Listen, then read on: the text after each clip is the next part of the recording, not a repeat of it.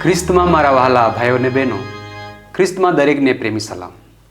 હું પાસ્ટર રવિન્દ્ર ગામિત આજે ફરી એકવાર નવા સબાસાના પાઠની અંદર તમારો આવકાર કરું છું. આજનો સબાસાનો પાઠ છે 10 અને તે આપણને કહે છે ખ્રિસ્તમાં પૂર્ણતા. આવો આજના સબાસાના પાઠને સમજીએ. એના માટે ફરી એકવાર આપણી પાસે દેવના મહેમાનો છે, જે આપણે દેવના વચનોમાં અને સબાસાના પાઠના ઊંડા અભ્યાસમાં લઈ જશે. ત્યારે આવું ફરીવાર તેઓને આજે હું ઓળખાણ કરાવીશ. તેઓને વિનંતી કરીશ કે તેઓ પોતાની ઓળખાણ આપણને આપશે. પ્રભુમાં દરેકને પ્રેમી સલામ. હું છું અલ્પેશ ગામિત અને આજનો મારો વિષય છે રવિવારનો પાઠ દેવનું ડહાપણ અને જ્ઞાન, તેમજ સોમવારનો પાઠ છે ખ્રિસ્તમાં ઊંડા હોવો અને વૃદ્ધિ પામવો. હું છું તમારી સાથે પાસ્ટર યુસુફ ગામિત. હું મંગળનો પાઠ જે કહે છે વધસ્તંભ પર જોડાવું અને બુધવાર છે છાયા કે વાસ્તવિકતા. ખ્રિસ્તમાં વાલાઓ, હું રમેશ વાઘમારે. મારો જે વિષય છે ગુરુવારનો તે છે મનુષ્યની આજ્ઞાઓ. વહાલાઓ, આવો આપણે સબાસાના પાઠનો અભ્યાસ તરફ વધીશું. ત્યારે પ્રાર્થનાથી શરૂઆત કરીશું. હું પાસ્ટર ઈસુફને વિનંતી કરીશ તે આપણને પ્રાર્થનામાં દોરવણી કરશે. આવો આપણે પ્રાર્થના કરીએ. હે અમારા દયાળુ અને કૃપાળુ યહોવા પરમેશ્વર, રાજાઓ રાજા, પ્રભુનો પ્રભુ, પરિકાર પ્રભુ, તમારા નામને આભાર માનીએ છીએ, ધન્યવાદ કરીએ છીએ. આ સુંદર સમય પ્રભુ તમે અમારા જીવનમાં પૂરો પાડ્યો છે. આ અભ્યાસ પાઠનું જ્યારે અમે અધ્યયન કરવા માટે જઈ રહ્યા છીએ ત્યારે વિશેષ પ્રભુ તમે અમને સહાયને મદદ કરો. તમારી પવિત્ર આત્માને અગવાઈ આપો પિતા પ્રભુ. એ જ પ્રમાણે પ્રભુ આ વિડીયોને જો જોઈ રહ્યા છે પિતા પ્રભુજી, તેઓને પણ પ્રભુ તમારા હાથમાં સોંપું છું. દરેકને બુદ્ધિ જ્ઞાન સામર્થ્ય પ્રભુ તમે આપો કે તમારા વચનોને સમજી શીખે અને પોતાના જીવનની અંદર પિતા પ્રભુજી ઉતારે અને એ પ્રમાણે ચાલનાર અમે દરેક બાળકો બની શકીએ એવી તમારી પાસે અમે કૃપા માગીએ છીએ. બાકીની વેળ પર એકવાર પ્રભુ તમારા હાથોની અંદર સોંપતા ટૂંકી પ્રાર્થના ઉદ્ધાર કરતા પ્રભુ ઈસુ મસીહના નામમાં માગું છું. આમેન. વહાલાઓ, આજે આપણે સબાસાના પાઠનું જે અધ્યયન કરીએ છીએ, જેમની અંદર આપણને ખ્રિસ્તની અંદર પૂર્ણ થવાની વાત કરવામાં આવે છે. એના માટે આજનું જે સ્મૃતિ સૂત્ર છે તે એ પ્રમાણે કહે છે, એથી ખાવા પીવા વિશે, પર્વ કે ચાંદ રાત કે વિશ્રામો વિશે કોઈ તમને દોષિત ન ઠરાવે. તેઓ તો થનાર વાતોનો પડછાયો છે, પણ ખ્રિસ્તનું શરીર એ આપણા માટે છે. કલોસી તેનો 2 અધ્યાય 16 અને 17 કલમ. વહાલાઓ, આજે જે બાબત આપણે શીખવા તરફ જઈએ છીએ એ એક ખ્રિસ્તની અંદર આપણે પૂર્ણ કેવી રીતે બની શકીએ છીએ. અને અહીં આપણે જ્યારે સ્મૃતિસૂત્ર વાંચ્યું છે એમાં આપણે એક સાબાથના વિશે આવે છે. ત્યારે ઘણી વખત આપણે પ્રશ્ન પૂછવામાં આવે છે કે શું તમે સાબાથ પાળો છો? અને આ અઠવાડિયે જે આપણે સ્મૃતિસૂત્રનો ઉપયોગ કરીને આપણે ઘણા બધા પુરાવા, ઘણા બધા લખાણો જે લખવામાં આવ્યા છે, છતાં પણ ઘણી મંડળીઓ એક ચોથી આજ્ઞા વિશે અજાણ રહે છે. અને આજનું જે આપણે અભ્યાસ કરીએ છીએ તે એક ચોથી આજ્ઞા વિશે નહીં, પરંતુ મંડળીઓમાં કેટલાક ખોટા શિક્ષકો છે.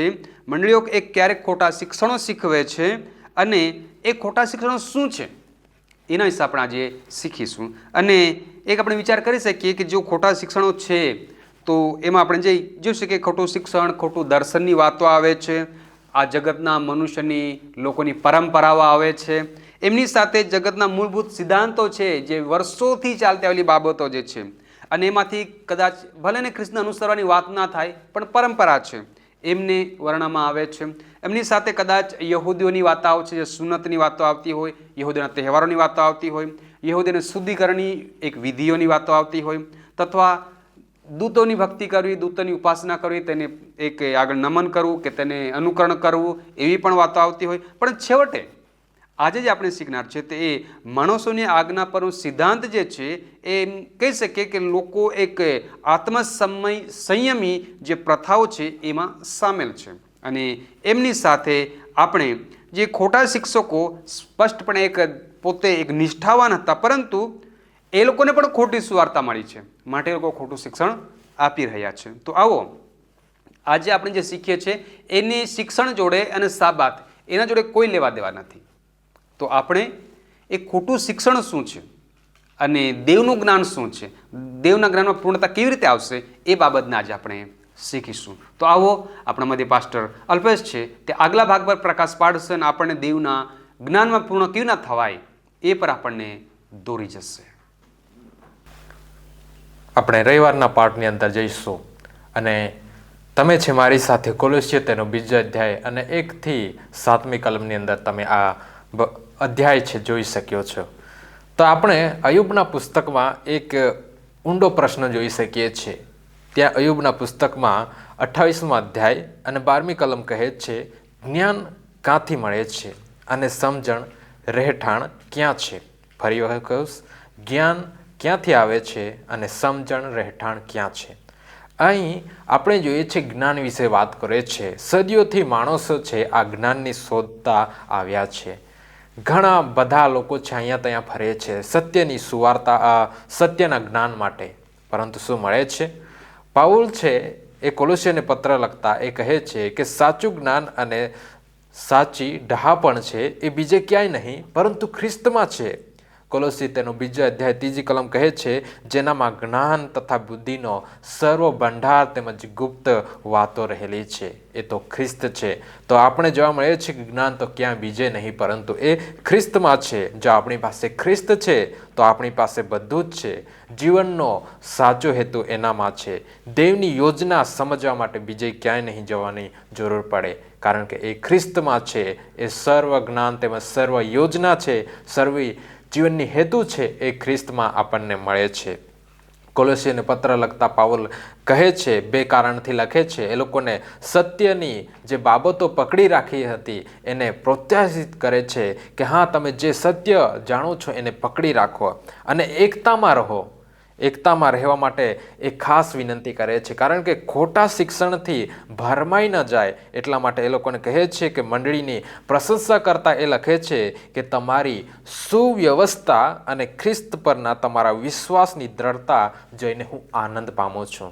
અહીં વહાલો ધ્યાનથી જોઈએ, તમારી સુવ્યવસ્થા અને ખ્રિસ્ત પરના વિશ્વાસ કહે છે. અહીં સુવ્યવસ્થા કહે છે કે જે વ્યવસ્થા છે એના જો મૂળ રૂપથી ભાષાંતર કરીએ છીએ તો એ સમજવા મળે છે કે આ વ્યવસ્થા છે એ શું છે કે જેવી રીતના સૈનિકો છે એની જે ઓર્ડર પદ્ધતિ હોય છે, જેવી રીતના શિસ્ત અને યોગ્યતા ગોઠવણ હોય છે એને દર્શાવે છે. તો તેવી જ રીતના સૈનિકોની જેવી રીતના એક શિસ્તતા હોય છે, ગોઠવણ હોય છે, એ જ વ્યવસ્થા છે આપણા ખ્રિસ્તી મંડળીઓની અંદર પણ સ્થાપન કરવામાં આવી છે. અને કોલોસની અંદર હતા એ માટે કહે છે કે વ્યવસ્થા હોવી એ સલામતી છે, કારણ કે જેમ વાડ ખેતરનું રક્ષણ કરે છે તેમજ જે વ્યવસ્થા છે એ સાચી મંડળીની વ્યવસ્થા જે બાઇબલનું શિક્ષણ અને આપણને ખોટા ઉપદેશોથી બચાવે છે. આ વાડ સમાન કામ કરે છે. આ વ્યવસ્થા છે, આ એમ નથી પરંતુ એક બંધન માને છે લોકો, પરંતુ એનો લાભ છે મંડળીને મળે છે. એનો આપણે કરંથીના પુસ્તકમાં પણ જોઈએ છીએ કે ત્યાં એક આરાધના કરવા માટે એક ગોઠવણ ત્યાં કરવામાં આવે છે. ત્યાં જે વડીલો, ડેકોનોન્સ કે જે કંઈ સેવકો છે એને કેવી રીતના નિમવા, કેવી રીતના રાખવા એના વિશે પણ કહેવામાં આવ્યું છે. આ ઓર્ડરની વાત છે, સુવ્યવસ્થાની વાત કરે છે. તો આ બીજી બાબત નથી, નિયમોવાળી કે વ્યવસ્થા છે આ બીજી બાબત નથી પરંતુ બાઇબલમાંથી જ છે. અને આગળ જે એ છે કે એ કેવી રીતના કરવું, કે આપણે આ જીવનની અંદર આ ચાવી રૂપે કેવી રીતના થવું, તો ખ્રિસ્તમાં આપણે ઊંડા ઉતરવું પડશે. એમાં વૃદ્ધિ પામવા માટે શું કરશું? તો કોલોસી તેનું શું કહે છે કે માટે જેમ તમે ખ્રિસ્તમાં ઈસુને સ્વીકાર્યા તેમ તેમાં ચાલો. એ ખ્રિસ્ત બનવું એ ફક્ત એક ઘટના નથી પરંતુ એ પ્રક્રિયા છે, મુસાફરી છે. જે આપણે ખ્રિસ્તમાં ચાલતા જઈશું તેમ આપણે એના વચનો એમાં વિશ્વાસ કરતા ઓર પણ આગળ વધીશું. એનો અર્થ શું છે કે ખ્રિસ્તમાં ચાલવું એટલો છે કે આપણે આપણી જાતને મારી નાખીએ, એટલે કે આપણા જે જૂનું મન છે એને મારી નાખીએ અને આપણે ઈસુ ખ્રિસ્તને સ્વીકારીએ. અને શું અહીં છે કે આપણે જીવંત શબ્દ જે ઈસુ છે અને લિખિત શબ્દ જે બાઇબલ છે એને અલગ કરી શકતા નથી. જો આપણે ઈસુમાં ચાલીએ છીએ તો આપણે બાઇબલના શિક્ષણમાં પ્રમાણે ચાલીએ છીએ, બાઇબલનું શિક્ષણ લઈને ચાલીએ છીએ. એનો મતલબ એ છે કે ઈસુમાં ચાલીએ છીએ. આ બંને પરસ્પર એક બાબતો છે, ના તો કોઈ એકબીજા વિરુદ્ધ છે. અહીં આપણને પાઉલ કહે છે કે એ જડની વાત કરે છે, મૂળની વાત કરી છે. આપણને છે કહે છે કે જેમ ઝાડને ટકી રાખવા માટે એના મૂળ ઊંડાણની અંદર જરૂર છે તેવી રીતના આપણો વિશ્વાસ પણ છે ખ્રિસ્તમાં ઊંડાણથી હોવું જોઈએ. જોઈએ, એની વ્યવસ્થા છે, એના નિયમોની અંદર એની જે આજ્ઞાઓ છે એમાં આપણા મૂળ હોવા જોઈએ. એટલા માટે યશાયા શું કહે છે 61:3 કે યહોવાએ રોપેલા ધર્મીના પુસ્તકો ધર્મીના વૃક્ષો કહ્યા છે. આપણને આ પુસ્તકની અંદર જોવા મળે છે કે આપણને વૃક્ષો સમાન કહ્યા છે. આપણી જડો છે, આપણી મૂળો છે એ ખ્રિસ્તમાં હોવું જોઈએ, કે જેથી વાવાઝોડું આવે છે ત્યારે ઝાડ પડી જતું નથી. તેમ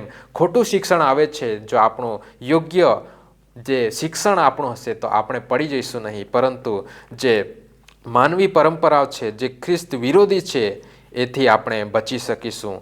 કે આપણને જ્યારે ખ્રિસ્તે આઝાદ કર્યા છે, સ્વતંત્રતા કર્યા છે, તો આપણે આ માણસે બનાવેલા નિયમો પાછળ કેમ પડીએ છીએ? જે આપણે ખ્રિસ્તી જે લોકો છે એ લોકોએ ખ્રિસ્તના નિયમો, એની જે શિક્ષણ છે એને માનવું જોઈએ. આપણે ખ્રિસ્તમાં ઊંડું ઉતરવું જોઈએ, એટલે કે બાઇબલના શિક્ષણમાં ઊંડું ઉતરવું જોઈએ, અને ત્યારે જ આપણે વૃદ્ધિ પામીશું. આમેન. વહાલાઓ, આપણે સુંદર તે અહીં અભ્યાસ પાઠમાં જોઈ રહ્યા છે, અને આપણે દેવના જ્ઞાનમાં પૂર્ણ થવું હોય તો વિશેષ આપણે દેવનું ડહાપણ અને દેવના જ્ઞાનને સ્વીકાર કરવો પડશે, અને એમની સાથે ખ્રિસ્તનું ઊંડું જ્ઞાન છે એને પ્રાપ્ત કરીને એ જ્ઞાનમાં આપણે વધારો કરવો પડશે. ત્યારે ખ્રિસ્તના ખરા જ્ઞાનને પ્રાપ્ત કરી શકીશું. તો આવો આપણે દેવનો આભાર માનીશું. આવો આગલા ભાગ તરફ વધીશું. પાસ્ટર ઈસુફ છે તે આપણને આગલા ભાગ પર ચિત્રણ કરશે. ત્યારે આવો આપણે તેમની પાસેથી જ્ઞાન વિશે, દેહમાં સંપૂર્ણતા વિશે આપણે સમજીશું. આવો આ સમયે આપણે મંગાવાનો પાઠ જે આપણને કહે છે કે વધસ્તંભ પર જોડાવવું. કઈ એવી બાબતો છે જે પાઉલ આપણને સમજાવે છે? કે પાઉલ અહીં આપણને સમજાવવા માગે છે કે પ્રભુ ઈસુ ખ્રિસ્ત જ્યારે વધસ્તંભ પર જોડાય છે ત્યારે શું સમાપ્ત થયું અને શું સમાપ્ત ના થયું હતું, એ બાબતો વિશે હું ચર્ચા કરવા માગીશ થોડું. અહીં વધસ્તંભ પર જે જોડવામાં આવ્યું તેનો ખરેખર અર્થ શું છે? અહીં કેટલાક લોકો ના મુજબ કહેવામાં આવે છે, જે પ્રમાણે કોલોસી તેનો 2 અને 14નો લોકો ઉપયોગ કરે છે અને કહે છે કે દેવનો નિયમ અને સાબાત સમાપ્ત થયા છે. પરંતુ પૌલ જે છે અહીં 10 આજ્ઞાઓ વિશે વાત કરતો નથી. પૌલ આપણને આ સમજાવે છે કે જે વિધિઓના જે નિયમો હતા, જે સેરેમોનિયલ લો હતા, જે ખતના, બલિદાન અને શુદ્ધતાના નિયમો સામેલ હતા, આ નિયમો જે મૂસા દ્વારા લખેલા હતા અને પ્રભુ ઈસુ ખ્રિસ્ત તરફ સંકેત કરતા હતા, પ્રતીકો હતા, અને જ્યારે પ્રભુ ઈસુ ખ્રિસ્ત આ વધસ્તંભ પર જોડાય છે ત્યારે આ પ્રતીકોની જરૂર ન હતી, એ ત્યાં સમાપ્ત કરવામાં આવે છે. પરંતુ ઘણા લોકો જે છે કોલોસી 2 અને 14નો ઉપયોગ કરીને આ બાબતો કહે છે કે જે નિયમો છે એ રદ થયા છે. પરંતુ ચોક્કસપણે આપણને જે પૌલુસ આપણને સમજાવે છે કે જે નિયમો મૂસા, જે સેરેમોનિયલ લો હતા, એનો ત્યાં સમાપ્ત થયો છે. અને બીજી બાબત અહીં પૌલુસ કહે છે કે હૃદયથી ખતના. અને પૌલ કહે છે કે વિશ્વાસીઓ પાસે હવે હાથથી ન બનેલી ખતના છે, એટલે કે હૃદયનો આપણો ફેરફાર, અને એ ફેરફાર દેવ આપણે અંદરથી આજ્ઞા પાલન જોઈ છે, અને ફક્ત બહારની વિધિઓ દ્વારા નહીં. અને એ જ બાબત, બીજી બાબત પણ આપણે જોઈ શકીએ છીએ કે બાપ્તિસ્મા, જે આપણે બાપ્તિસ્મા લઈએ છીએ, પ્રભુ ઈસુ ખ્રિસ્તને સ્વીકાર કરીએ છીએ, ત્યારે એ પણ જૂની વિધિઓને બદલે છે. બાપ્તિસ્મા એ બતાવે છે કે આપણે પાપ માટે મરીએ છીએ અને ખ્રિસ્ત સાથે નવી જિંદગી પામીએ છીએ. અને આ એક આધ્યાત્મિક ફેરફાર દર્શાવે છે, વિધિઓ નહીં. વહાલાઓ, અહીં પૌલુસ આપણને એ નથી કહેતો કે 10 આજ્ઞાઓ સમાપ્ત થઈ ગઈ છે કે પછી દેવનો નૈતિક નિયમો રદ થયા છે. પૌલુસ આપણને સ્પષ્ટ રીતે જણાવે છે કે પાપ એટલે દેવના નિયમોનું ઉલ્લંઘન. રોમિયોનું પુસ્તક તેનો 7મો અધ્યાય અને 7 આપણને જણાવે છે કે જ્યારે આપણે દેવના નિયમોનું ઉલ્લંઘન કરીએ છીએ એ પાપ છે. આપણે સ્પષ્ટ રીતે પૌલુસ આપણને સમજાવી ચૂક્યો છે કે કઈ બાબતો રદ થઈ છે અને કઈ બાબતો રદ થઈ નથી. તો વિધિઓના જે નિયમો જે ક્રોસ પર સમાપ્ત થયા, અને બીજી બાબત કે મુક્તિ જે છે, જો અનંત જીવન જે છે એ આપણને પ્રભુ ઈસુ ખ્રિસ્ત દ્વારા મળે છે. અને ખરેખર આપણા હૃદયનો ફેરફાર કરવો ઘણો મહત્ત્વનો છે. અને સાથે પરમેશ્વરના જે 10 આજ્ઞાઓ છે એ હજુ પણ માન્ય છે. 10 આજ્ઞાઓ મટી નથી ગઈ. હજુ પણ આપણે એ 10 આજ્ઞાઓના અનુસાર આપણે જીવન જીવવું જોઈએ. આપણે બુધવારના લેસનની અંદર જોઈશું કે છાયા કે પ્રતિછાયા, કે છાયા કે પછી વાસ્તવિકતા. અહીં પણ પાઉલ પ્રેરિત આ મંડળીને જણાવે છે કે મંડળીઓની અંદર જે આવેલી સમસ્યા હતી તેની વિશે વાત કરે છે કે કેટલાક યહૂદી લોકો, યહૂદી ખ્રિસ્તીઓ કે પછી જે ગેર યહૂદીઓ હતા એ પણ યહૂદી નિયમોનું પાલન કરવા માટે કહેતા હતા. ગેર યહૂદી ખ્રિસ્તીઓ જે બની રહ્યા હતા તેઓને યહૂદી નિયમ પાલન કરવા માટે કહી રહ્યા હતા, પરંતુ આ નિયમો આનંદ જીવન માટે જરૂરી ન હતા. એવી બાબતો તેઓને આ કરવાના માટે તેઓને કહેવામાં આવી રહ્યું હતું. અને એ નિયમો જે ખોરાક કે પછી પીવાને લગતા હતા, કે પછી ધાર્મિક તહેવારોને લગતા હતા, કે નવા ચાંદ વિશે એવા વિધિઓના નિયમો હતા, સાથે વિધિઓના સાબતોના વિષય હતા. એવા ઘણા એવા નિયમો હતા જેઓ તેઓ પર કરવાને માટે તેઓને ફોર્સ કરવામાં આવી રહ્યું હતું. અને પણ એમાં બીજું શું ખોટું હતું એ પણ આપણે જોઈ લઈએ કે કેટલીક એવી ખોટી બાબતો, જેમ કે લોકો ખોટી વિનમ્રતા બતાવતા હતા અને કેટલાક લોકો દૂતોની પૂજા કરતા હતા. પણ પ્રભુ ઈસુ ખ્રિસ્ત આવી ખોટી ધાર્મિકતા સામે ચેતવણી આપી હતી. અને પૌલ પણ આપણને શીખવે છે કે આ વિધિઓ માત્ર એક છાયા હતી. છાયા હંમેશા વાસ્તવિક વસ્તુઓ તરફ શું કરે છે? ઇશારો કરે છે. પરંતુ જે ખોટા શિક્ષણો દ્વારા જે નયા વિશ્વાસીઓ જે બની રહ્યા હતા તેઓને પણ ગેરમાર્ગે દોરવામાં આવી રહ્યા હતા. અને જ્યારે આપણે પ્રભુ ઈસુ ખ્રિસ્ત પર જે વિશ્વાસ કરીએ છીએ ત્યારે આપણા તેની આજ્ઞાઓ, એના નિયમો અને એના માર્ગની અંદર આપણે ચાલવાની કોશિશ કરતા હોય છે. પણ અહીં આપણે વાસ્તવિકતા આપણે શું જણાવે છે કે વાસ્તવિકતા ઈસુ ખ્રિસ્ત છે જે આપણને 10 આજ્ઞાઓ અને જે નિયમો છે એ તરફ આપણને દર્શાવે છે. જ્યારે પ્રભુ ઈસુ ખ્રિસ્ત વધસ્તંભ પર મર્યા એ વિધિઓ પૂર્ણ થઈ ગઈ, હવે એની જરૂર નથી. જે વિધિઓના નિયમો હતા એ પૂર્ણ થઈ છે, પરંતુ 10 આજ્ઞાઓ જે છે એ હજુ પણ છે જ. અહીં આપણે એ નથી બતાવતો આપણને, પૌલુસ પણ આપણને એ નથી જણાવતો કે સાપ્તાહિક સાબાત વિશે પૌલ અહીં 7મા દિવસના સાબાત વિશે એણે કશું જ બોલ્યો નથી.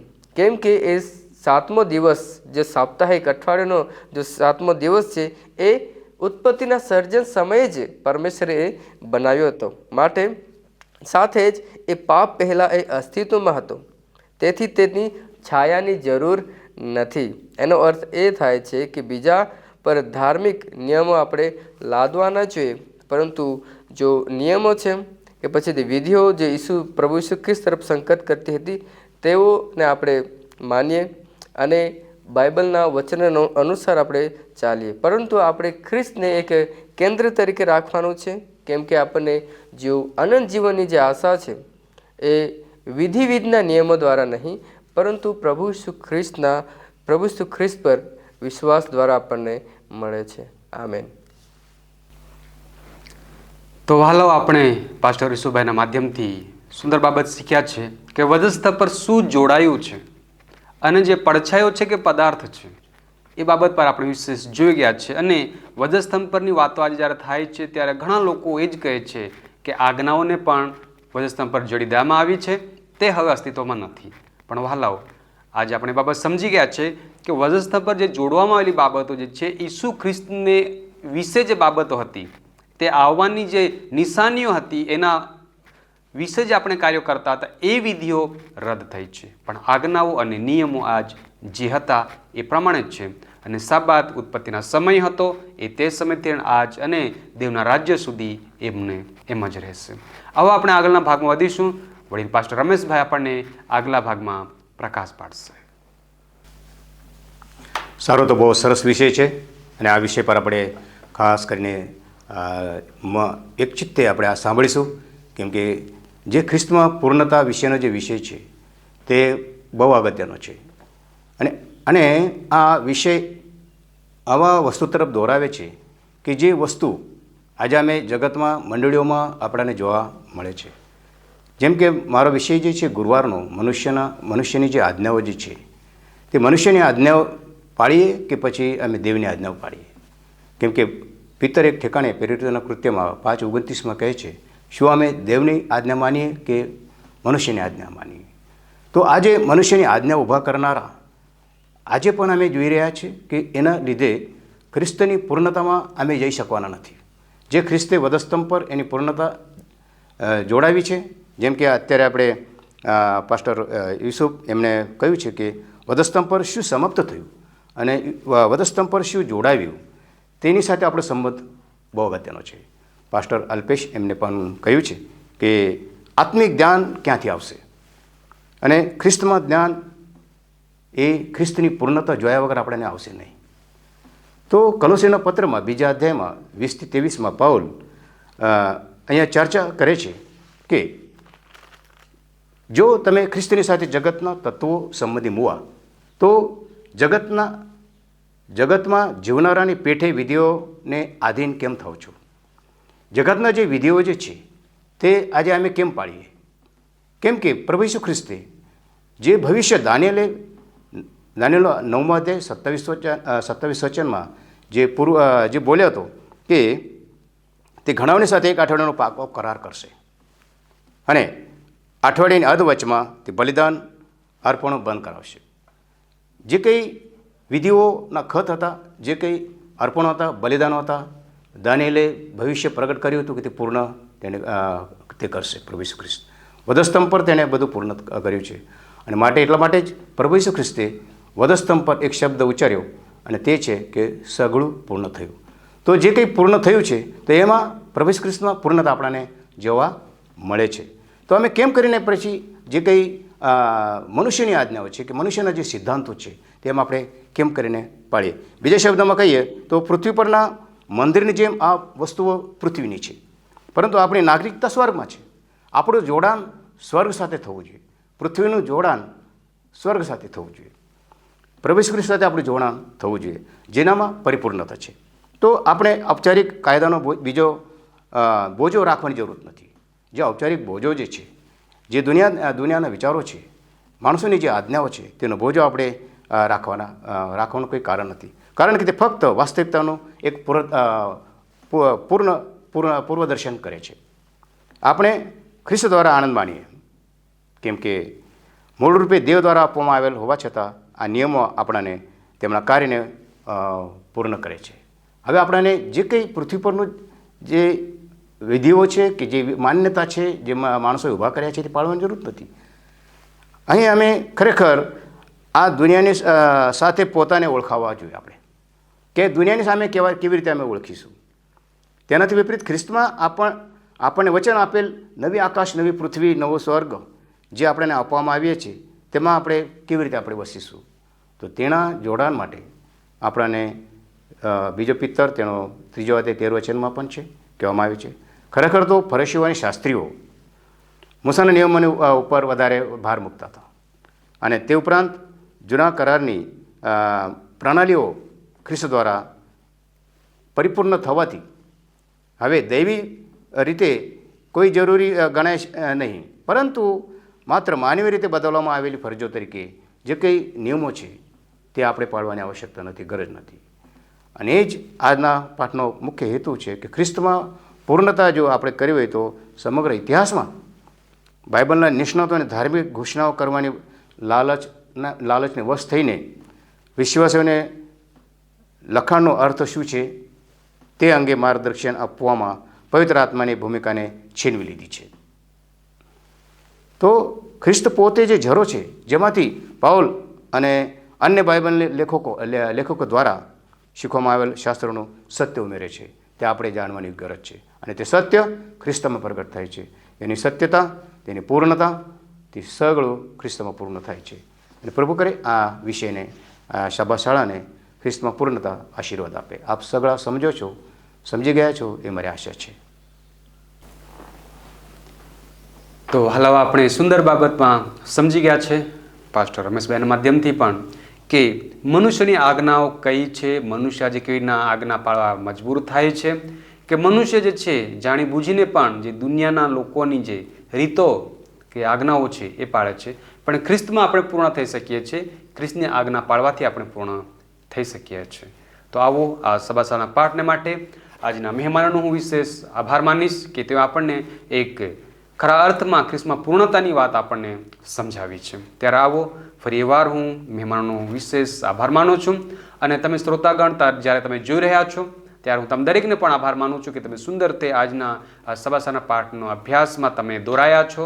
અને મને આશા છે કે આજના અભ્યાસ પાઠમાંથી ઘણું બધું કંઈક તમને શીખવા મળ્યું છે. ત્યારે આવો આ અભ્યાસ પાઠને તમે વિશેષ તમે જોઈ રહ્યા છો ત્યારે આ વિડીયોને તમે લાઈક કરો અને તમારા સગાવાલા મિત્રને તમે શેર કરો અને એમની સાથે આ જે ચેનલ છે એને તમે સબસ્ક્રાઈબ કરો અને બેલ આઇકનને તમે દબાવો, જેથી તમને આવનાર નવા જે વિડીયો છે એનું નોટિફિકેશન મળી શકશે.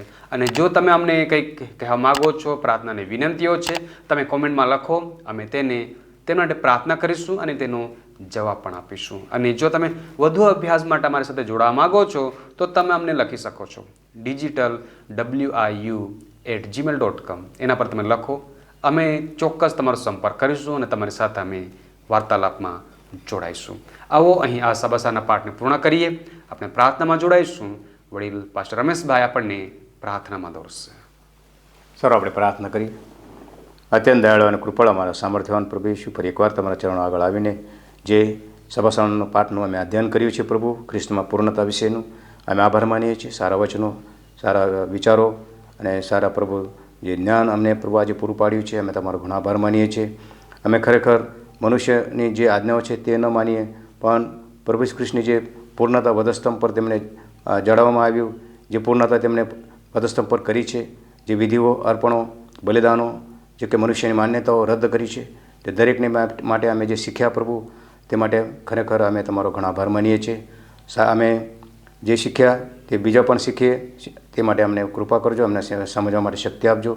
ફરી એકવાર પ્રભુ અમે જેઓ સાંભળનારા છે દરેકના માટે પ્રાર્થના કરીએ છીએ, તેઓ સારી પેટે સમજીને પ્રભુ તમારા આજ્ઞા પ્રમાણે, વચન પ્રમાણે વિશ્વાસ અને પ્રેમ રાખીને ચાલે તે માટે કૃપા કરો. બાકીનો સમય અમારા ઉદ્ધાર કરતા પ્રભુ ઈસુ ખ્રિસ્તના પ્રેમીની મધુર નામમાં માગીએ છીએ. આમેન.